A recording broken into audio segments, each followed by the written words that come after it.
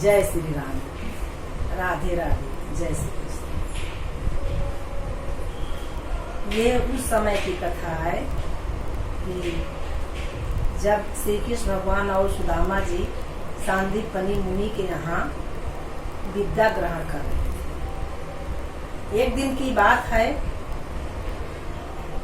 की बात है कि दुर्वासा ऋषि आश्रम में आए और गुरु माता से भोजन करने की इच्छा जताई, लेकिन गुरु माता ने यह कह दिया कि आज ये ऋषि आज हमारे आश्रम में कुछ भोजन करने के लिए नहीं है। दुर्वासा ऋषि त्रिकालदर्शी मुनि थे और उन्होंने ध्यान करके देखा तो आश्रम में कुछ चने रखे थे और उनको क्रोध आया और उन्होंने श्राप दे दिया। और श्राप क्या दिया? वो श्राप ये था कि जो इस चने को खाएगा वो 7 जन्म तक दरिद्र रहेगा। और ये बात भगवान तो वैसे अंतर्यामी हैं, भगवान की ही इच्छा से उन्होंने श्राप दिया और वहां पर पधारे, लेकिन बाकी लोगों के जानकारी में ऐसा लगा कि यह श्राप की बात किसी को नहीं मालूम हुई, केवल सुदामा को ही मालूम पड़ी। और सुदामा ने उस बात को अपने दिल में रख लिया।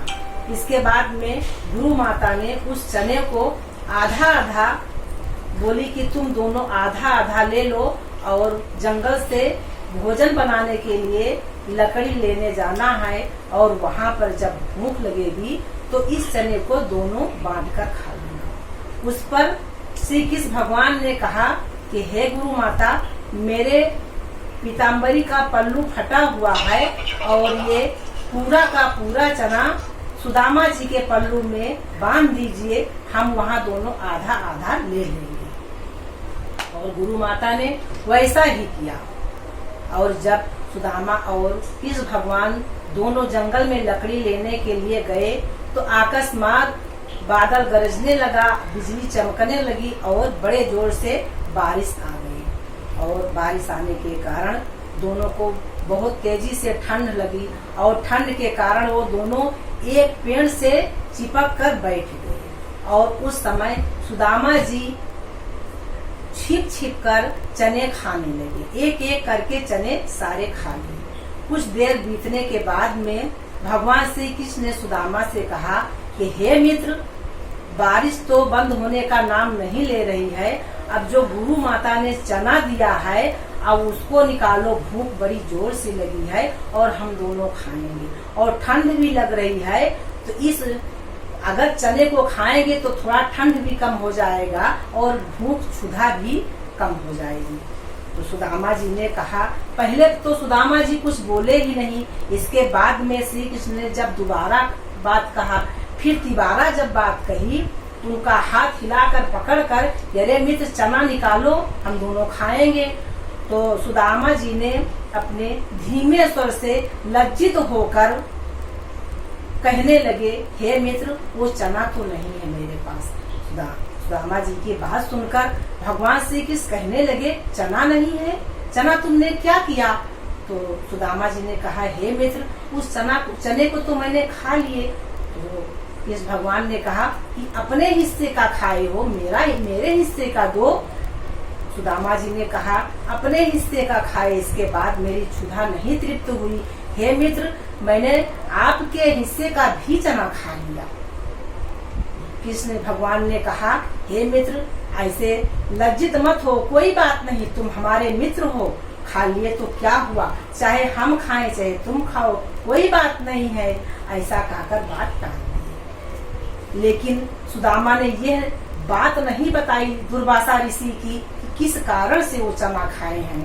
आगे चलकर जब सुदामा जी बहुत गरीब हो जाते हैं और एक दिन उनकी पत्नी सुशीला कहती है कि हमने सुना है कि तुम्हारे मित्र श्री कृष्ण भगवान द्वारकाधीश हैं और आप उनके पास जाओ और कुछ तो देंगे और उनका दर्शन भी हो जाएगा और कुछ तो हमारी मदद करेंगे। तो बहुत आग्रह करने पर सुदामा जी भगवान श्री कृष्ण के यहाँ गए और जाते जाते रास्ते में बड़ी कठिनाई हुई और उस कठिनाई को सब झेलते हुए सुदामा जी भगवान श्री कृष्ण के यहाँ द्वारिका पहुँच गए।